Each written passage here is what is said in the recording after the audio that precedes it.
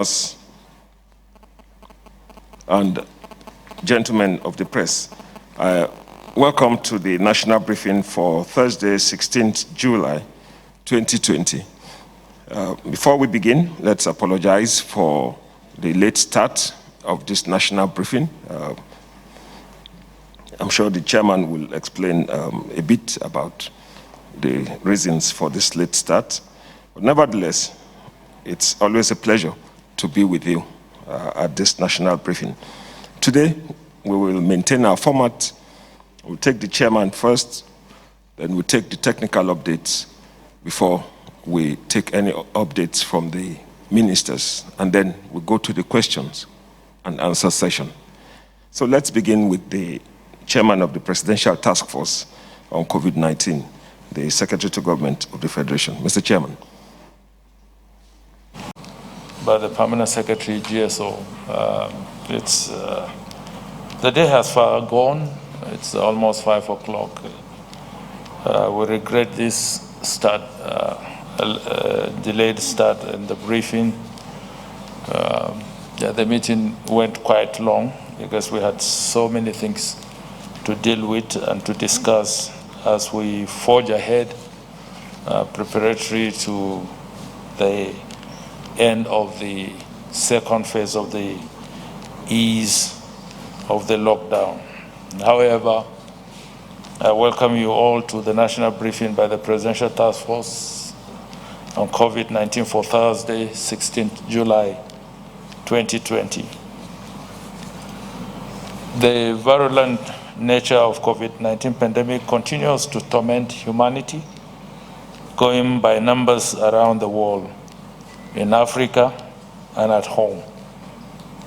As at midnight on 15th July 2020, Nigeria had recorded 760 fatalities in total, while 34,259 cases have been confirmed nationwide in the 36 states of the Federation plus the Federal Capital Territory.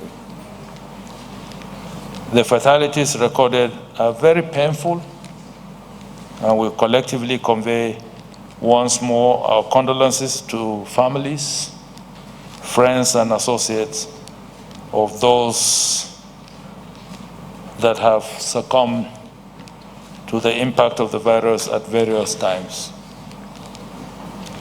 Particularly today, we sympathize with the medical profession over the loss of one of its top professionals who has been in the forefront of the fight against COVID-19. The demise of Professor Lawson of Zankli Hospital, Abuja, as a result of COVID-19 underscores the risk faced by our medical workers who were hitherto our frontliners, but now have become our last line of defense. Some of us have had personal contacts with Professor Lawson. I think for me it's over 25 to 30 years ago when he attended to my wife. And I know that he's built a very good practice here in the city of Abuja, and it's one of our reference pillars.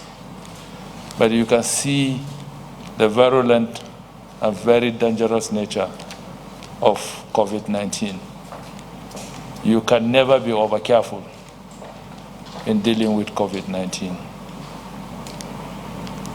The PTF shall continue to monitor developments and communicate with Nigerians in the most effective ways. The risk associated with contracting the virus. We shall also remind you always to comply with the non-pharmaceutical measures put in place. Let me emphasize that the reasons for extending phase 2 of the eased lockdown are still present, and that we need to change our behavior. As we continue to monitor compliance We emphasize that all restrictions that have been eased remain subject to review if the need arises. As part of the non-pharmaceutical measures, we recommended, in line with global practice, the use of hand sanitizers. Ordinarily, that ought to stimulate local production because of increased demand. However, we regret to inform you that following a survey conducted by the Nigeria Institute for Pharmaceutical Research and Development, NIPRID, to check the influx of substandard goods into the market, it was revealed that 63% of alcohol-based sanitizers in Abuja do not have NAFDAC registration numbers. There could also be similar situations around the country. The Honorable Minister of Health has consequently issued an advisory to the general public to procure their sanitizers and other pharmaceutical products from credible sources. The Presidential Task Force equally appeals to the patriotic spirit of Nigerians and requests that they should desist from manufacturing substandard goods which could further endanger our unsuspecting Nigerians who innocently purchase them. Ladies and gentlemen, now is the time to turn adversity into victory by growing our entrepreneurial skills and industry base. Let us find growth at the end of the pandemic. Today, we have been compelled to add the fight against the products to our national, against fake products to our national response. You will all recall that the aviation sector reopened domestic operations on the 8th of July 2020. Dry runs were carried out and guidelines meant to protect all travelers were issued. A lot of you here participated on the 2 dry runs, the one to Lagos and the one of last week to Kano.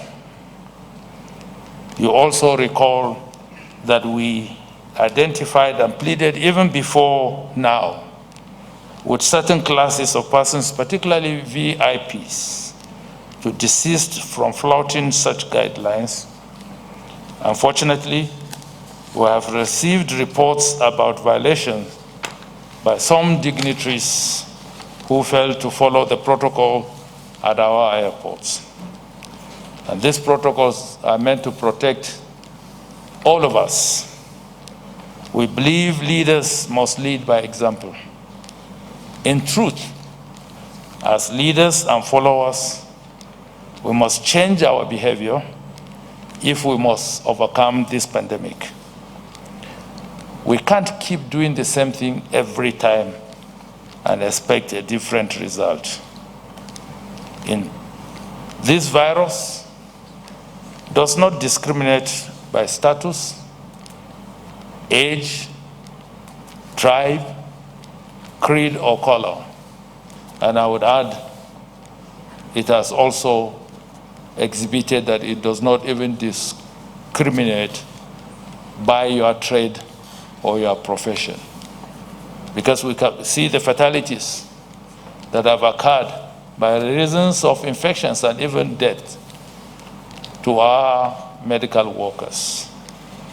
So COVID-19 is not a respecter of persons or status. So that behoves on us as a people to ensure that the basic guidelines, which are the only source of protection we have now, are complied with, because it's for the good of self, your loved ones, your families, and the community at large. I now invite the Honorable Minister of Health, thereafter the Director General, Nigeria Center for Disease Control, and the National Coordinator to the PTF to present their updates. I thank you for listening. National Coordinator,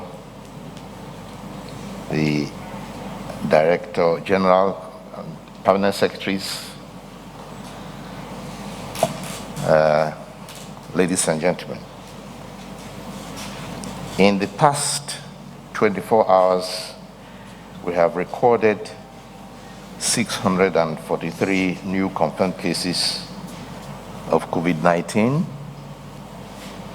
and this is out of a total national of 199,016 tests done, bringing us a total of 34,259 persons so far confirmed positive, of which 13,999 have been successfully treated and discharged.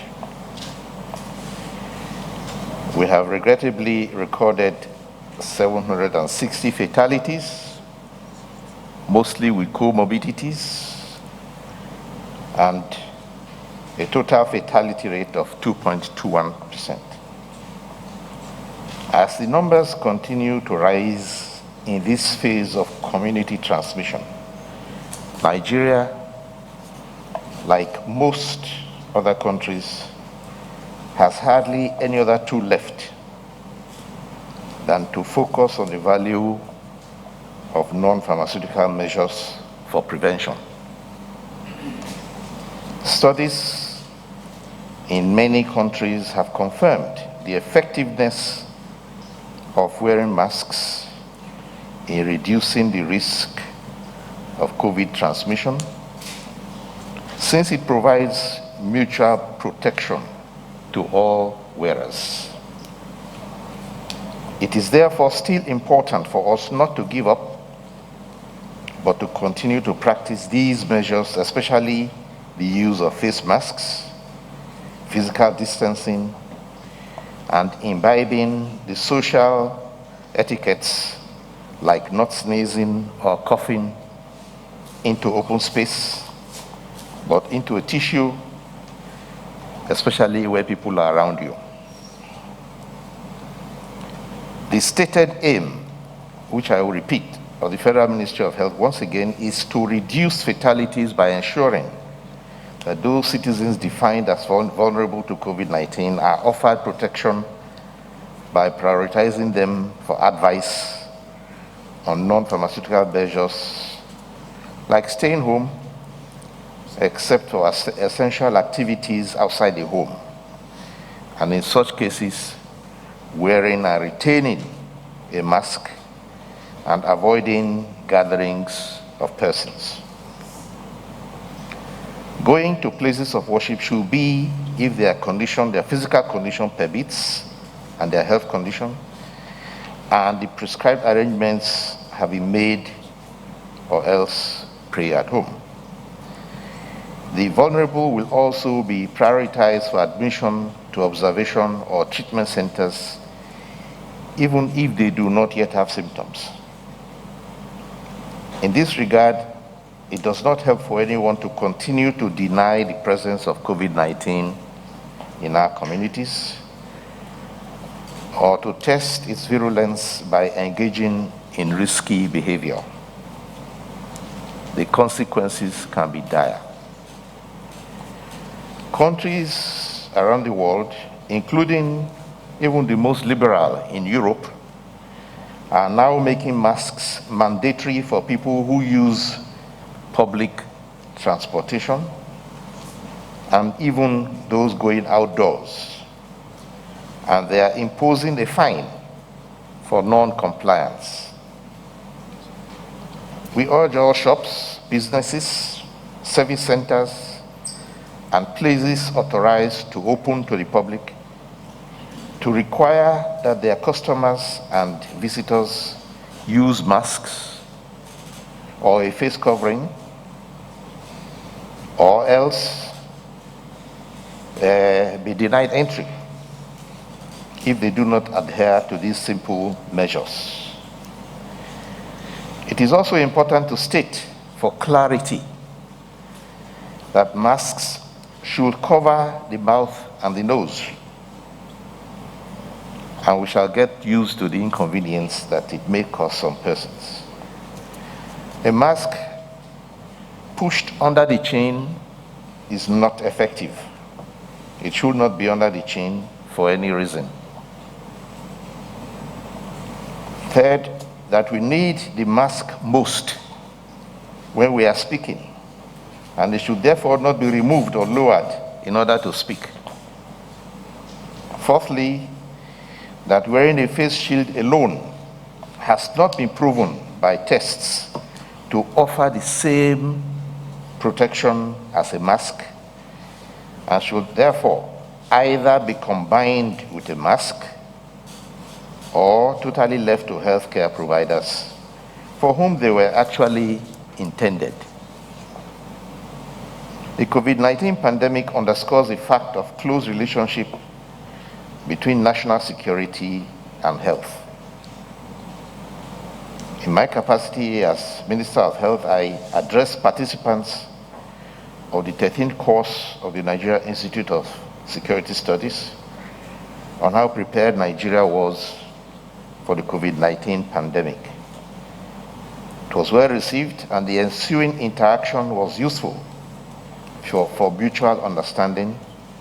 And among the facts shared was that Nigeria was recognized as one of the first globally to initiate COVID-19 response by activating very early a containment strategy, and on transition to community transmission, building up its national pandemic and influenza preparedness and response plan, a national strategic health development plan to develop a national COVID-19 response action plan. The collaboration among sectors of government and also with the governed is an essential prerequisite for tackling this virus.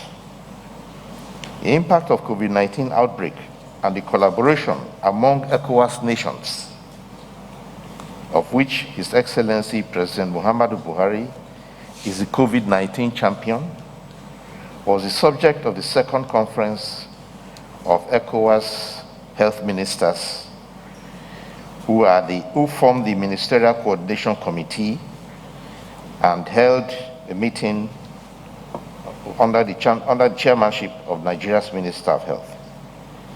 It took place by conference 2 days ago, and the sub-regional strategies were reviewed and the need stressed to improve on the low level of testing and bed spaces, with a resolve to strengthen test, trace, and treatment strategy.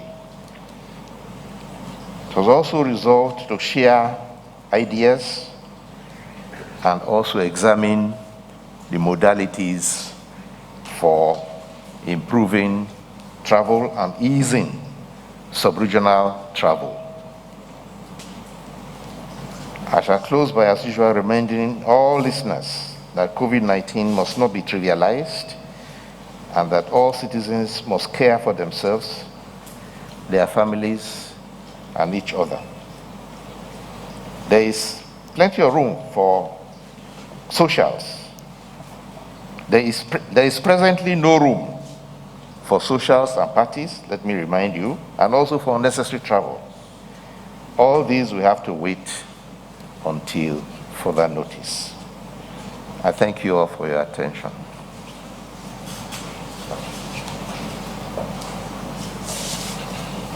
Ministers, Permanent Secretary, gentlemen of the press. Today we'll spend a few minutes in reflecting on work that is evolving around research. The novel nature of the COVID-19 pandemic presents a lot of uncertainty, but also a great amount of opportunities for research. Currently, African countries, through the Africa Center for Disease Control, the West Africa Health Organization, the Africa Union, and WHO Afro, are spearheading various initiatives against this new pandemic. This includes the Africa Task Force for the novel coronavirus, called ACFOR, and the Africa Union Commission Consortium for COVID-19 Vaccine Clinical Trials. Collectively, we are developing our own vaccine, our own research initiatives in Nigeria to inform prevention and control efforts. So, about a month ago, we launched a coordinating platform for COVID-19 research in Nigeria, known as the Nigeria COVID-19 Research Consortium. This is convened by NCDC and the Nigeria Institute for Medical Research, and in collaboration with the Nigeria Universities Commission and the TED Fund. NCRC aims to address broader research questions identified and our national priorities in line with the WHO research roadmap. So the NCRC is at the moment serving the purpose of collating, identifying material resources across the country that will be used to define some of these questions and answer some of these questions. The consortium is chaired by Professor Tunde Salako and myself. Professor Salako is the DG of NIMA. We chair this group together, and is currently made up of 42 scientists and experts from 32 Nigerian institutions, including research institutions in NIMA, NIPRID, NVRI, that's the Nigeria Veterinary Research Institute, IHV, and many universities and centers in many ministries across the country. This is just to show you the extent of collaboration we are trying to achieve. Now, the technical arm of this consortium now comprises of 10 working groups addressing key thematic areas. So we've identified working groups for every thematic area. One example of the work that we are beginning to do is the validation of test kits to ensure that standards are met. So following a recent call, we got 120 expressions of interest from across the country. So rather than do this in an ad hoc way, we asked for everyone that has an RDT interested in validation to provide an application. Following vigorous screening, 25 initial EOIs, expressions of interest, were selected to submit a full proposal, out of which 18 are currently undergoing review. That's just an example. There's a working group on diagnostic kits, and that's the process that we're going through collaboratively.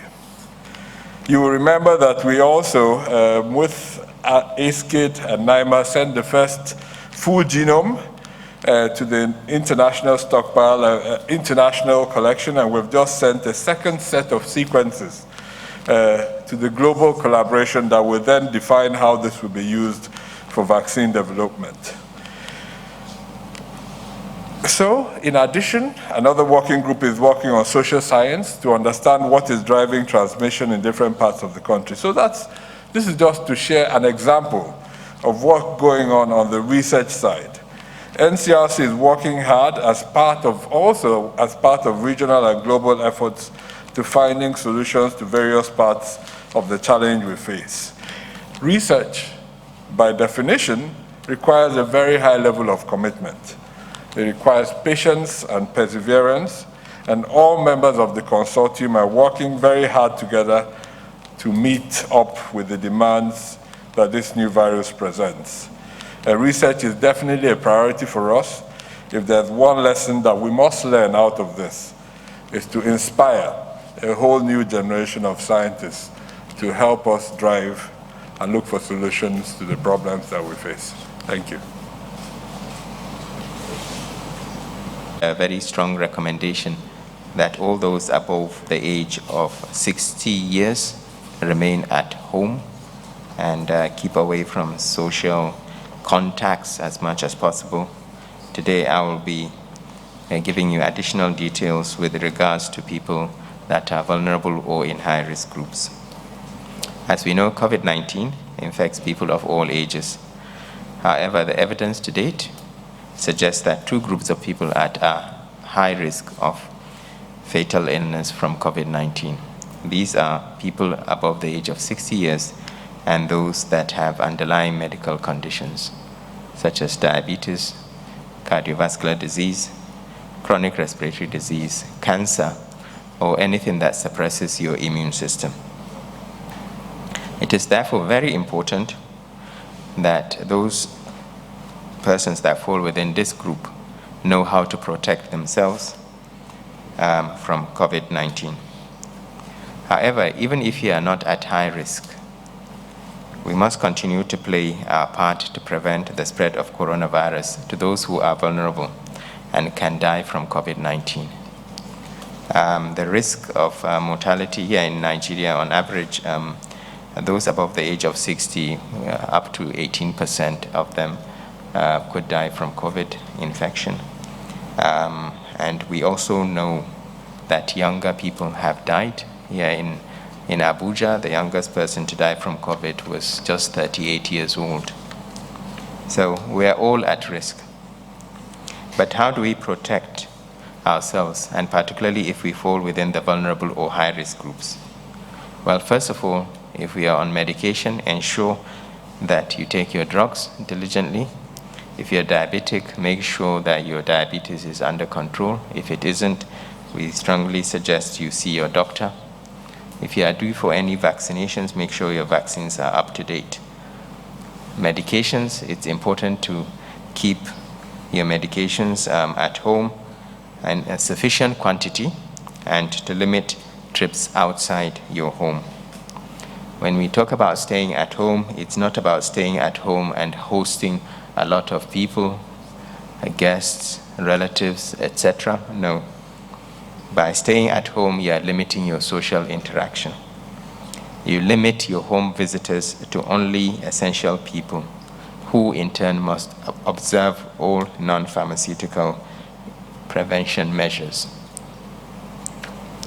It's also important to keep up to date with our health advisories from the NCDC, ourselves, the PTF, as well as WHO and other international bodies. If you are within this age group and you have to go out, and it's essential you go out, then please wear a mask over your nose and mouth, just like I'm wearing at the moment. Do not expose your nose. We have seen so many pictures of people speaking publicly and pulling down their mask, or people not wearing their mask, just using their mask to cover their beard or chin.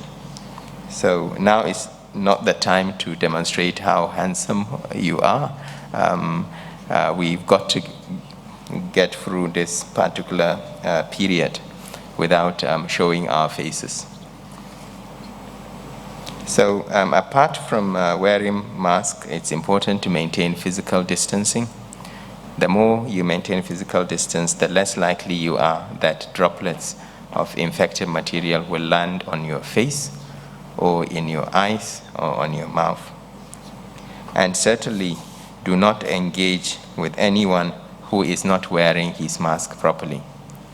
If you wear a mask, you are actually protecting more of the person you're contacting, you're talking to, than yourself, because you're stopping excretions from going out. So in a way, it's a good way of showing your concern and your love for the persons that you're coming in contact with. And it's all about responsibility. So pay attention to the changes in your health, of course, and report any symptoms you see or observe, like fever, cough, or difficulty in breathing, to your doctor.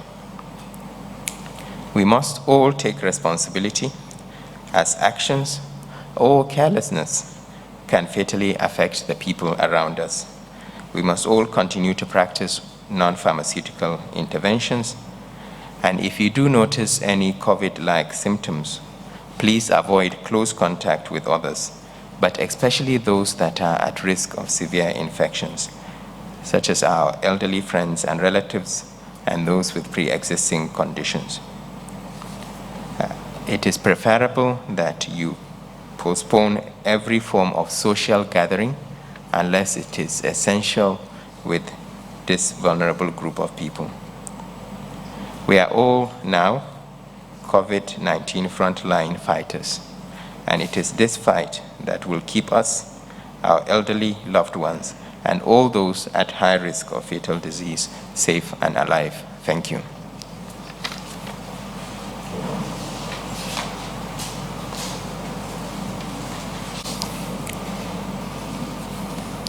Gentlemen of the press, or of the media as I call you always.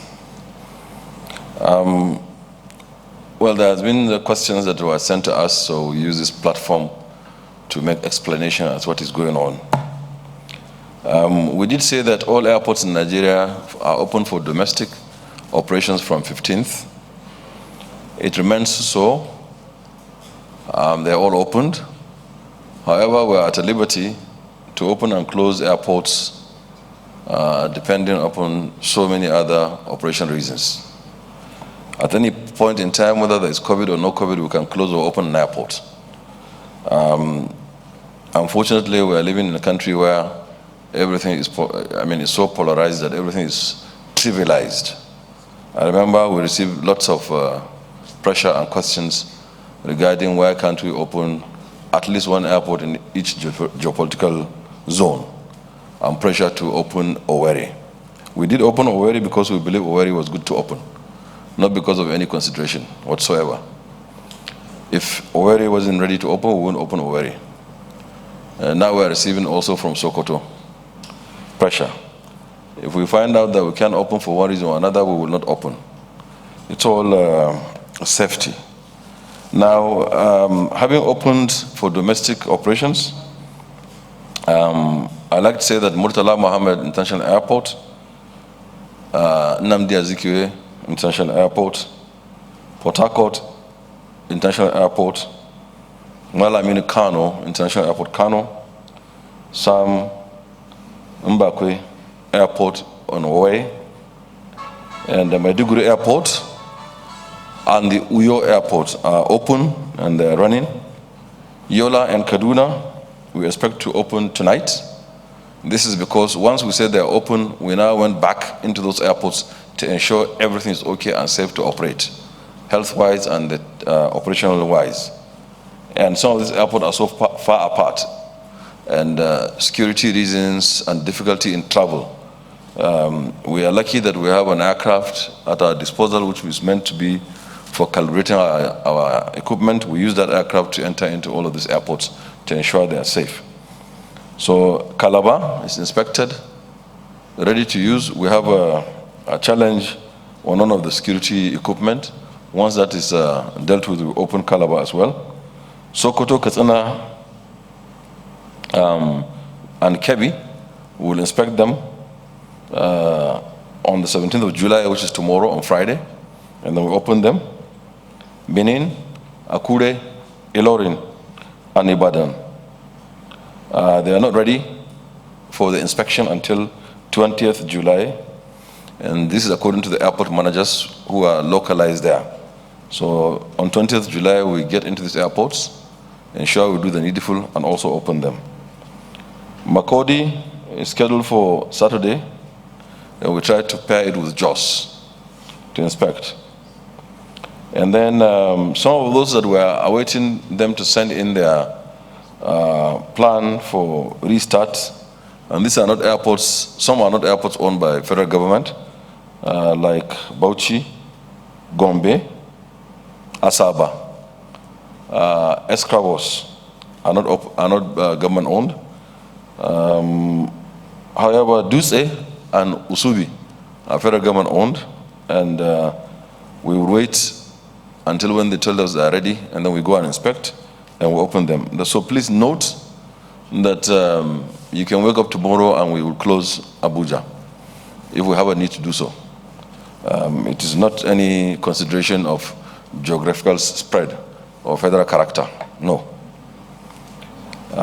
So much was that. And then the next thorny issue also, I've received, the ministry and agencies have received lots of inquiry regarding some alleged Aruli passengers. And I think one of the agencies, FAN in particular, had tweeted, and because of that we received a lot of questions. So FAN had escalated what has transpired.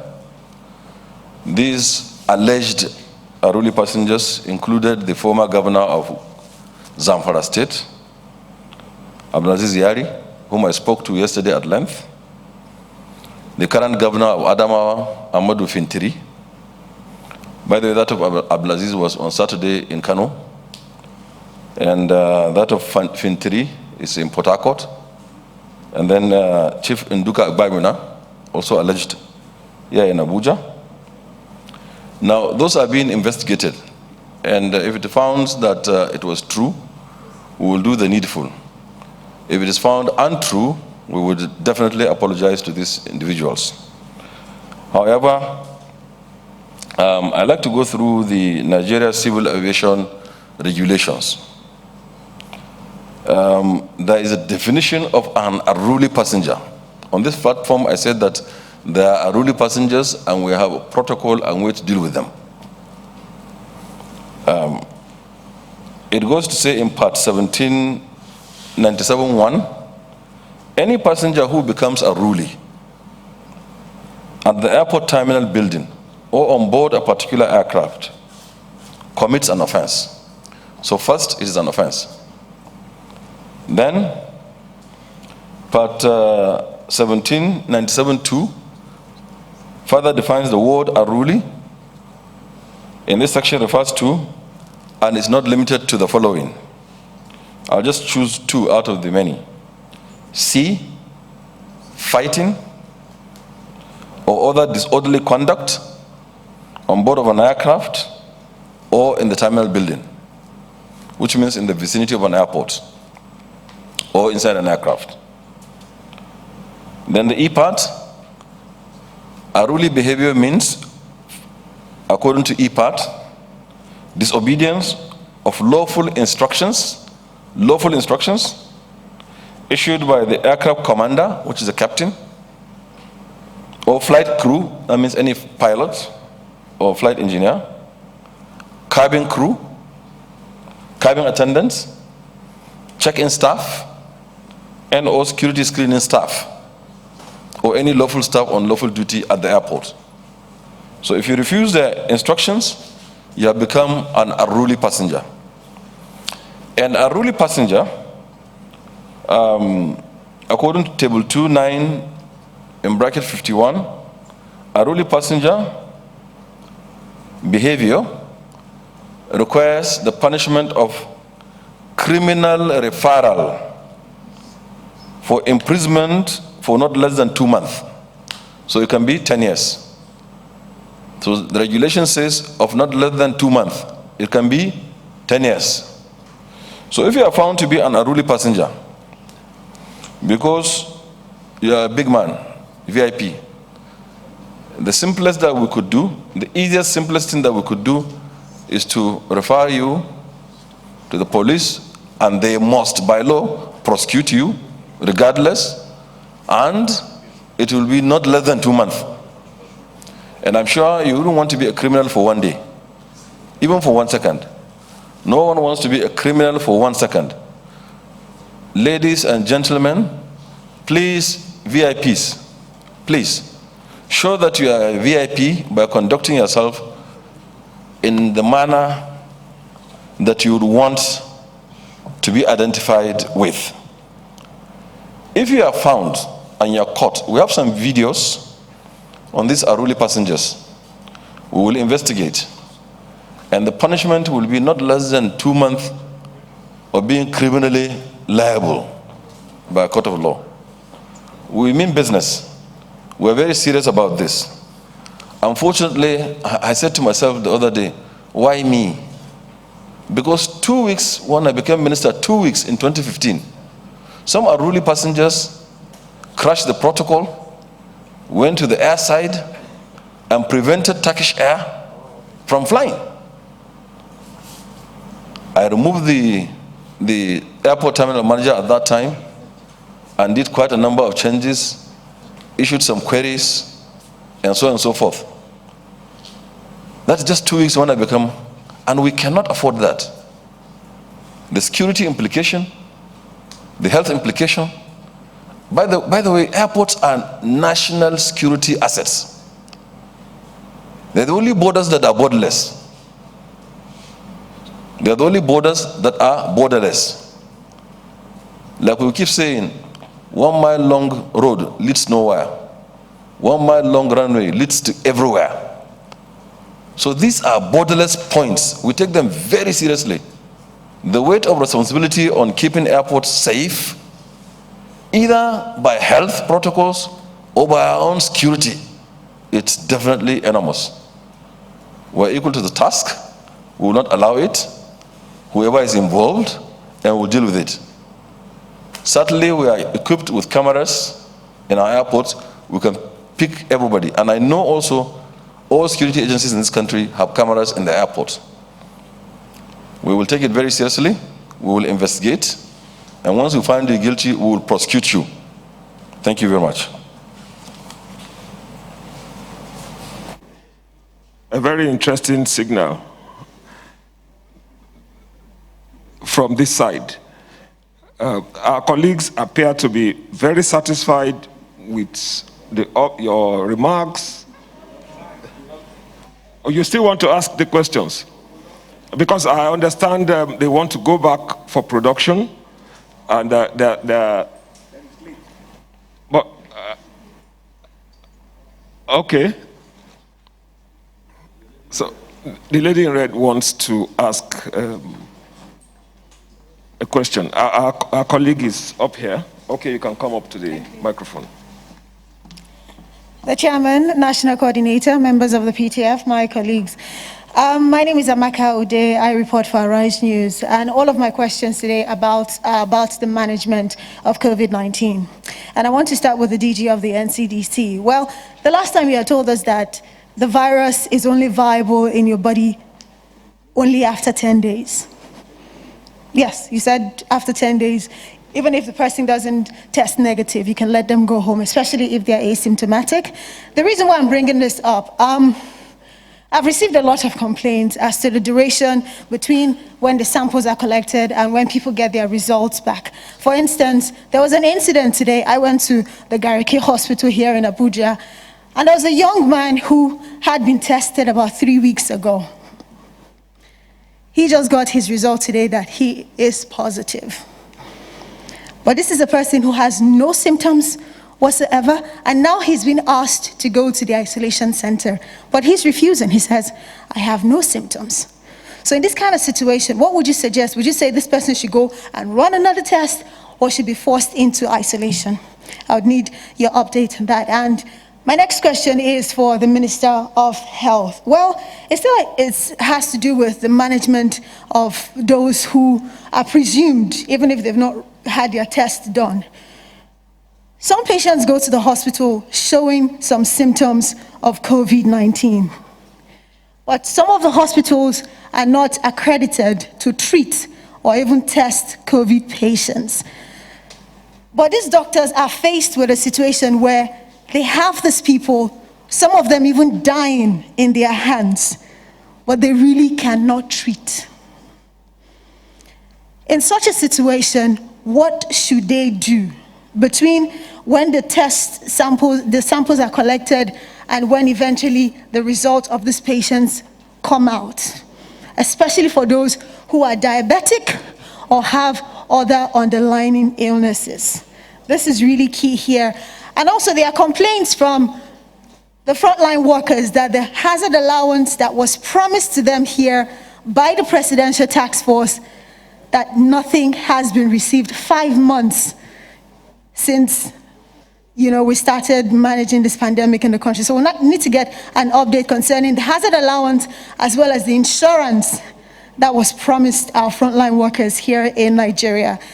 And finally, to the chairman of the task force. Well, this has got to do with some people who are in the business of importing medical consumables. Yes, we know we're trying to push for homegrown solutions to COVID-19 and getting all the sanitizers and all that we use to manage the virus. But some people who import the raw materials, they are being asked to pay for something called facility inspection. And these prices, some of them are complaining, they are quite high. And after that, that is when they can even go get the NAFDAC numbers. So they are asking if the PTF Okay, you can direct it to anybody else. If the PTF can intervene, because these are things that we need in the country, like it or not, Nigeria cannot produce enough to take care of us as it stands right now. Maybe in the future, but for now, we need as much help as we can get. Thank you.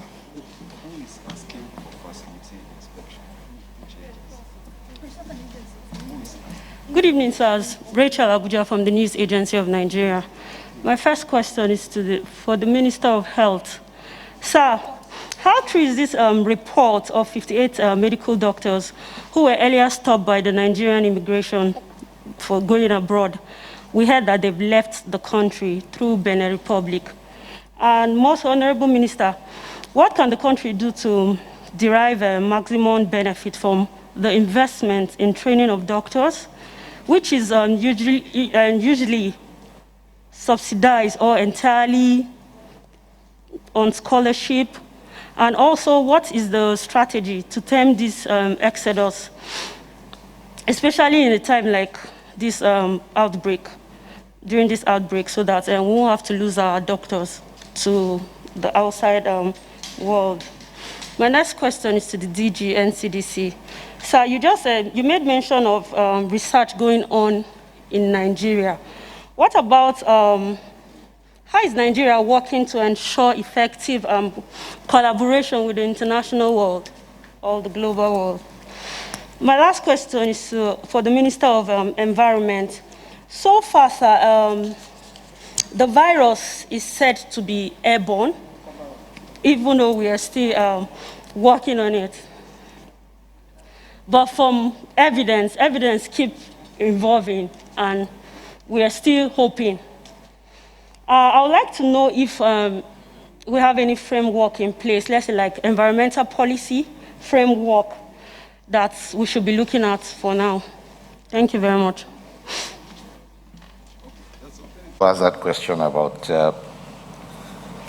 what to do about patients who come into a hospital. Now, if you recall, most of the statements we issue here, and I said it again today, that those who are vulnerable, who have a certain age and above, if they start feeling any sign, they should go early to the hospital. And that the priority be given to those who are diagnosed and they have underlying conditions, they need to be admitted so that if complications arise, they can be attended to early while they are in the hospital. So when people are arriving late and in emergency like that, usually there's been a delay somewhere. And I think it is also possible for me to pass it back over to you in the media to make it clear that those who have symptoms, who have been diagnosed positive, should present themselves. It is not a question for the doctor or hospital alone. So if you help to amplify that, emphasize, so that we face none of these situations that you described if the patient presented at the right time. And we give priority to those who have precondition. You can say, yes, you are diabetic, you are obese, you have a kidney transplant, and you are positive, therefore you are coming to admission, you immediately be admitted.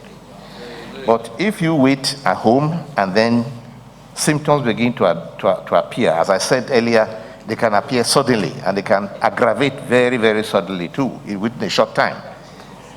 And then you run to a hospital which is not accredited for treatment.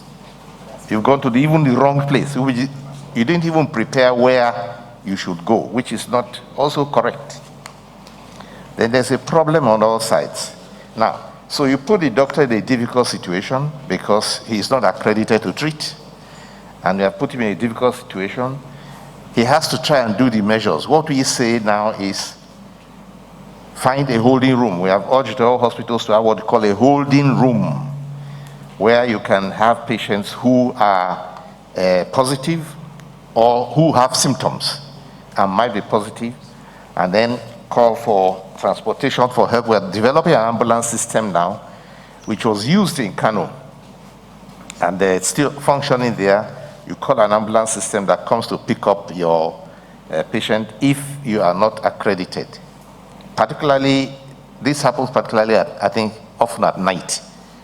And those are very, very difficult times for a doctor to come out. So for the doctors themselves, we urge all of them to have, those who have sample collection sites, who are now sample collection sites, are also to have a holding room where patients will be held, will be kept, or rather held or looked after till an ambulance picks them up. So and then of course they must immediately be given a mask to wear so that they are not infectious to people. And all hospitals should also by now have, at least in reserve, personal protective equipment which will be used in those such circumstances. So we want to have less and less of the situation that you described, fewer, because we want early appearance. So, and so that if you appear in a hospital which is accredited, definitely you have no problem at all. But even then, the doctors will not be happy that you waited till last minute. And we do see a lot of doctors who complain bitterly that people come at the very last minute when they are gasping and they can't breathe anymore, and everybody else will start scrambling. Sometimes there's not even a bed, and that's why I gave the order that even such patients should not be rejected, even if you are going to put them on a couch or on a stretcher or even on a mattress and give them oxygen. Do that to save their life before you start to ask any further question or to blame them for anything. So, with regard to the frontline workers, we said last time that if anyone who feels they have not been paid their allowance or given their, or they have not received their insurance, they should report to the Ministry of Health. They should speak to Director of Hospital Services, or can even register in my office, or with Minister of State, or with Permanent Secretary, or write a letter and it will be attended to. We are not aware of that. Somehow or the other, if they prefer to contact the press, instead of contacting those who are responsible, it creates a longer way to solve that problem. So the allowances have all been worked out, and if you haven't received yours, you go through the correct channels to address that problem. Now, with regard to the 58 doctors who left, we were all surprised to hear that they were at the airport. I think somehow or the other it was irregular in that many of them did not have visa. Now, I don't know what evidence you have. Maybe it's a rumor that they have now left the country. I don't know, but nobody should be leaving the country without a visa. Everybody should be living normally. And we also believe that, I think you asked a question about those who were trained by scholarship or by state expense. Was that your question about how to be trained at state expense and how to retain them? Yes. Now, retaining doctors under these conditions is a bit difficult. Those who have been trained with scholarship or whose training was subsidized actually, and they're on a job. They're on a job here, actually have a moral responsibility to give back. Because even now we have large numbers of Nigerian doctors in the UK, in the United States, in Europe, who apply to come every year to come and serve, even though they were not even trained here or they were not even trained at state expense. They have the obligation to come and give back to their community. It's just a moral obligation. So every year it is called the Diaspora Health Professionals Initiative that they arrange. Some of them spend their own money and come here, they bring equipment, they bring materials, they bring commodities. Every year they come and help us, although they really owe the country nothing, but out of a sense of obligation, which is very good, very commendable. And we're in fact trying to improve on that initiative now and to see that we get the best out of the experience and the cutting edge knowledge and skills that they bring from abroad. So even more so, those who are here and you have been trained, you try and you have a job, it's better to also give back to your community. And others who want to live where Nigeria does not have a policy of restricting movements, but some countries do. Some countries do have that policy, but we don't, except to appeal that those who have been trained at state expense should also give back to their communities. We are trying to make sure that the remuneration is good. I think we are one of the few countries that are actually giving this hazard allowance. Now, this UK where they're going to, there's no hazard allowance. They don't give doctors hazard allowance. You just get your salary, that's all. And because I've spoken to doctors there, and they said it's part of your job, that's what you're trained for, and they don't pay you anything. But here, apart from your salary, the state tries to add something to it in hope that we are going to attract our people to stay. We're also urging state governments to prioritize employment of doctors, to employ the doctors, some of them who quite truly have not been employed. So if we're able to absorb them in private hospitals, state-owned hospitals, and local government hospitals, to mobilize funds, to give them something to do in their training, that will also help in retention. But in rebuilding the entire health system, part of it will be a strategy to increase and improve the workforce, which we are working on, a strategy that will increase the demand on doctors and retention and the conditions of service, which hopefully will reduce this attrition of doctors going abroad. But I also inquired with people I know in the UK, and they said even the UK itself, they're also losing doctors to other countries, so they think that there is a movement like that. But I think that we have to look after our own case, our own situation, the best way we can.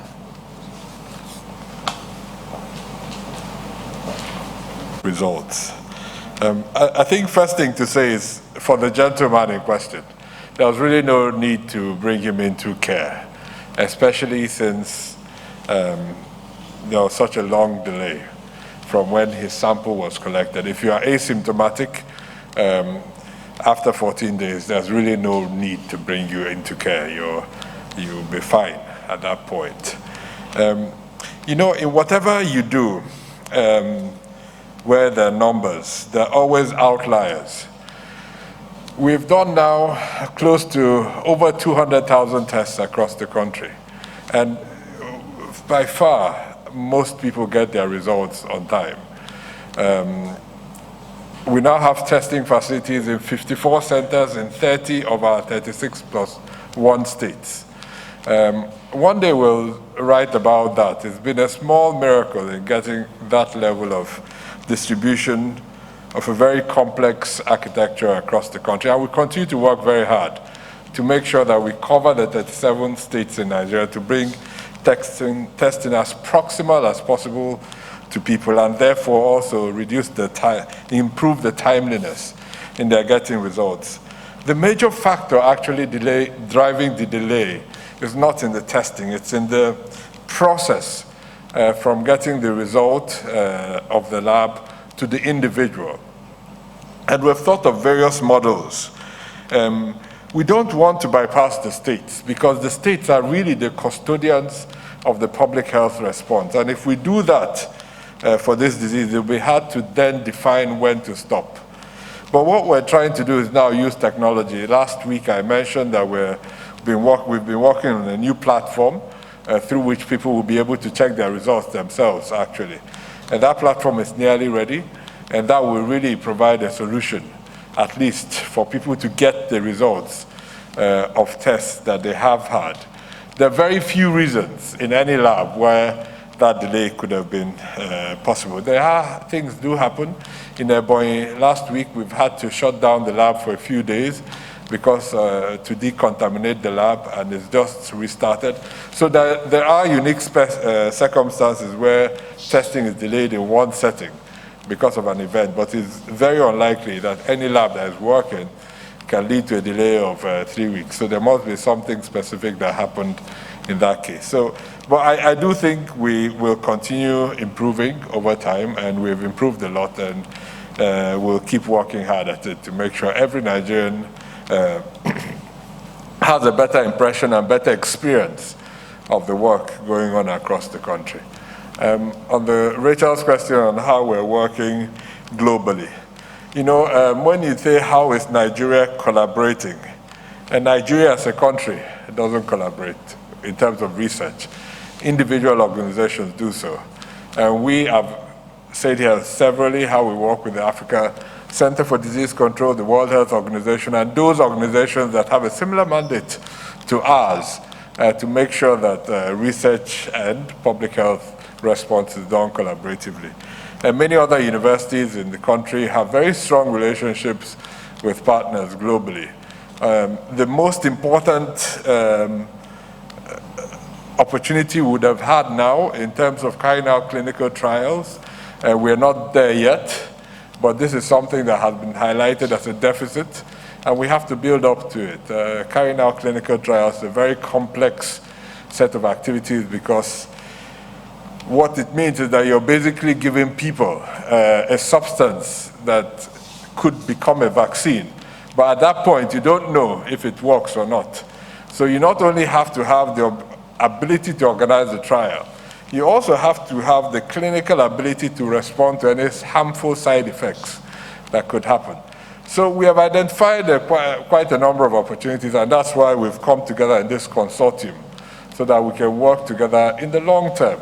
Research is a very slow, deliberate, and very difficult set of activities. So it does require people that are committed to research, not just because there's a new disease and they come in. So we'll continue working hard on that, recognizing that more than ever, this is a global pandemic and none of us will have the answers on our own. So thank you very much. Now we have national air pollution control as with regard to the coronavirus. The framework.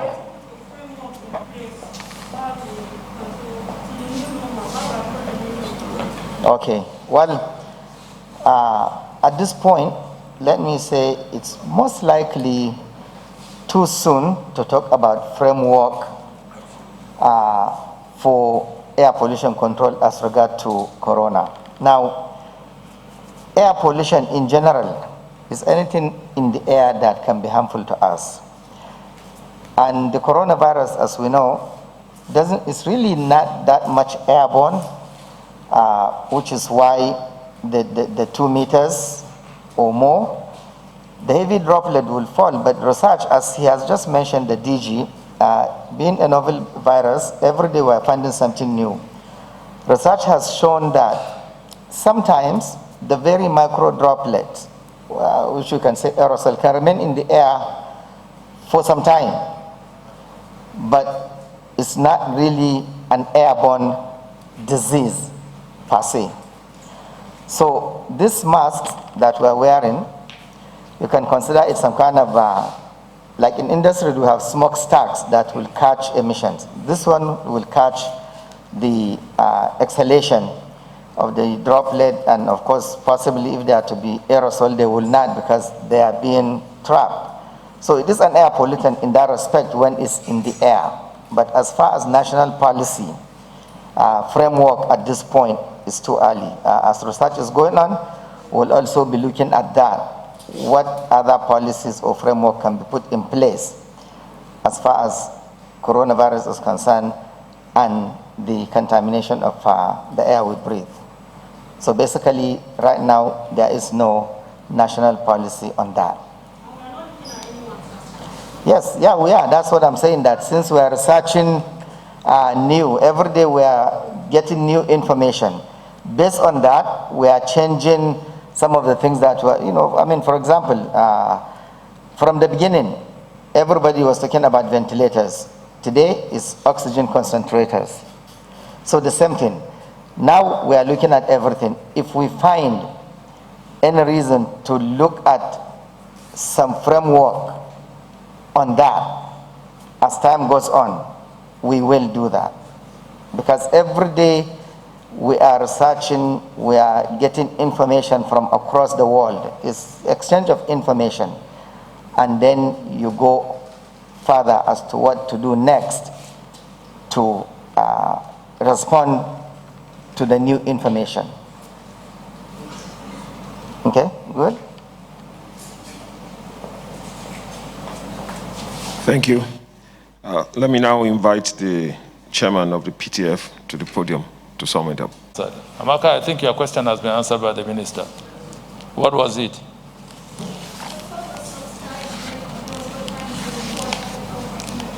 Pardon? Some sort of subsidy for those who are trying to import new Okay. Manufacturers. I believe our manufacturers are being well taken care of. That's the truth about it. There's a whole package of about 100 billion provided by the central bank, which they can access. And I know a lot have accessed it.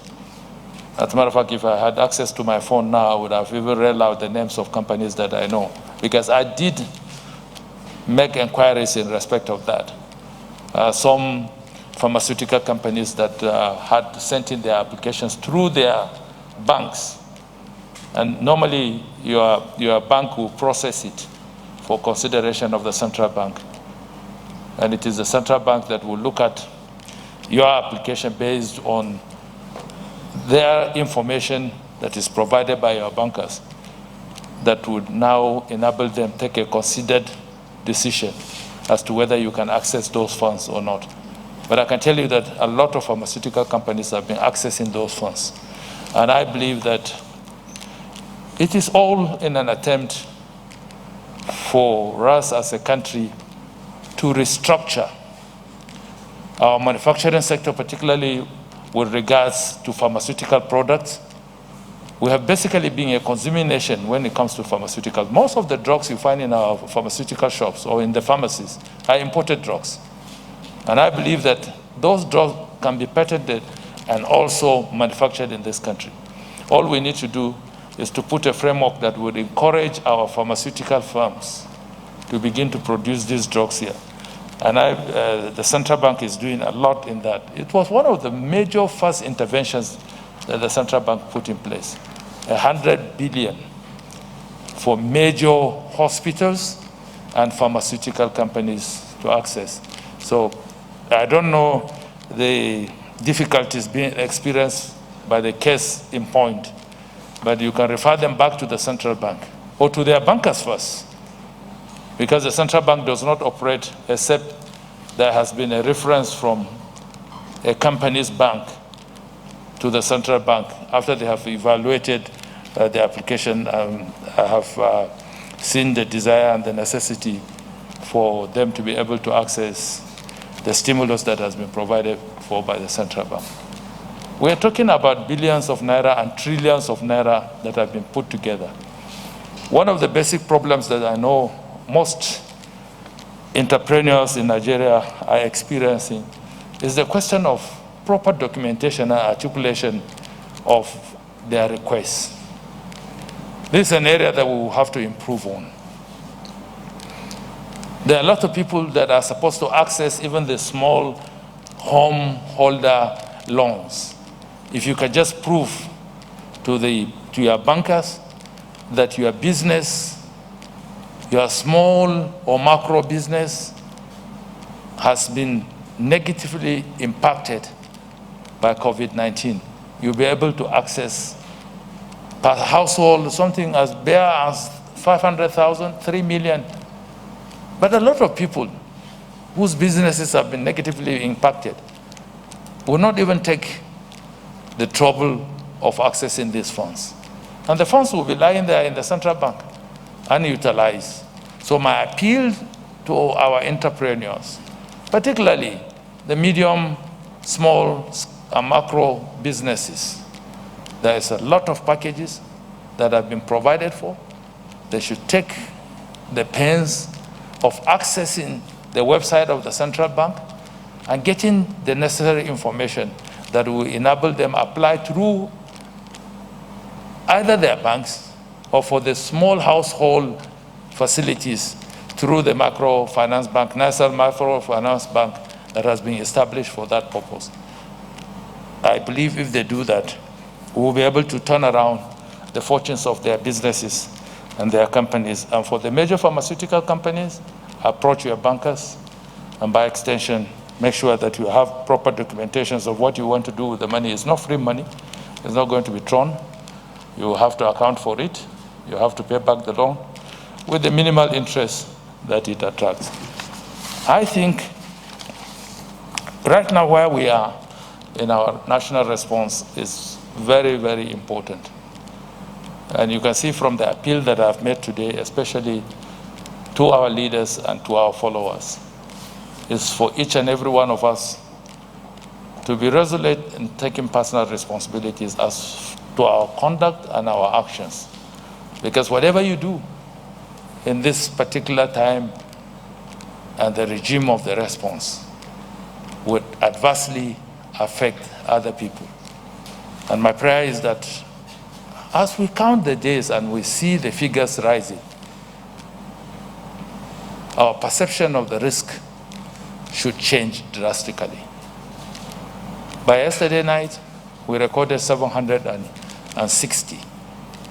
The figures are not likely to be abated in terms of their growth. They will continue to increase in number. Last week, we had the highest fatalities of over 76, or about 76 in a week. So it means that these numbers will keep increasing.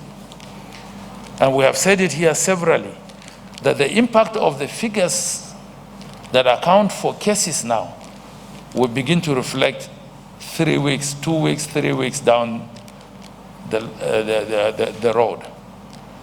And I do not want us as a nation to get into a panic mood. It is expected. We have not peaked yet. We are likely to peak by the modeling, sometimes around September. And if we can just do what is needful in terms of complying with the non-pharmaceutical measures that have been put in place, we will drastically be able to reduce the rate of community transmission, because that's where we are now. There's nothing you can do about it.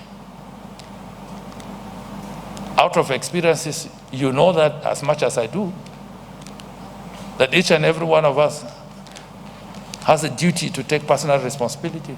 Even as we congregate in this hall every day, I mean, now Mondays and Thursdays, it behoves on each and every one of us to take personal responsibility as to how you relate, even with your colleagues, how you mingle, the things that you are not expected to do consistently. You can't just pretend that because they are your colleagues, you remove your mask and lower your guard when you are talking to them, or because they are family, or because they are friends.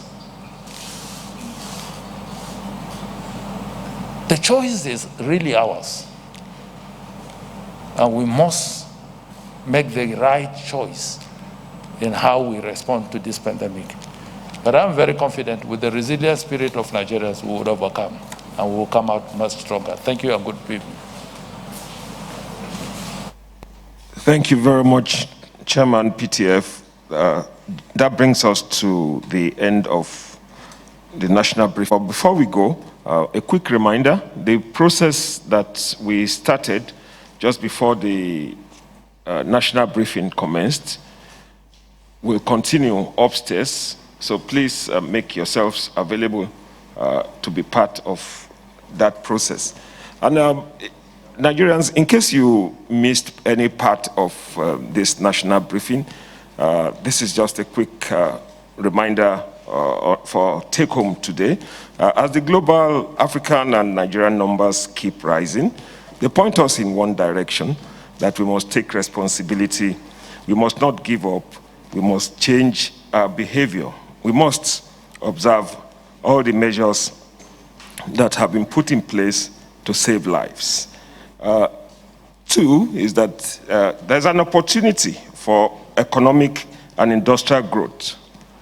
Demand has obviously stimulated manufacturing and other forms of production of critical items. But we must be wary of turning in fake products or substandard products that can in turn jeopardize the lives of fellow Nigerians, innocent consumers at that. Three is that in every one of us, there's a leadership trait. Depending on the circumstance, you could be a leader, you could be a follower. Whatever point you find yourself, please be a good one. Show very good example at all times, especially for those who look up to you, and help Nigeria to overcome this problem that we're in terms of the pandemic. Finally, government has provided a lot of packages to keep businesses afloat. Take your time to develop your business plan and articulate your request to meet the requirements. There is an opportunity for all businesses to get back on their feet, keep employment going, keep the economy rolling forward. I thank you very much. God bless Nigeria. We hope to see you